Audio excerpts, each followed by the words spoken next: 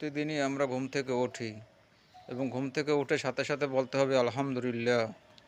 যে আল্লাহ, তুমি আমাকে মৃত্যুর মতো ঘুম থেকে জীবিত করলে, যেমনিভাবে জীবিত করবে কাল কিয়ামতের ময়দানে সমস্ত মানব এবং জিন জাতিকে।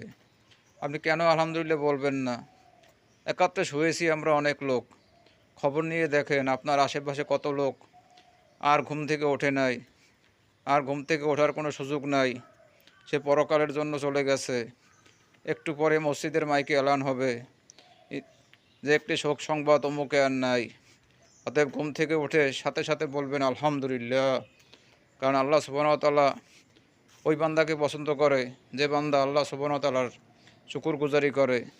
আল্লাহ ওই বান্দাকে অপছন্দ করে যে বান্দা আল্লাহ সুবহানাহু ওয়া তাআলার নাশুকরি করে।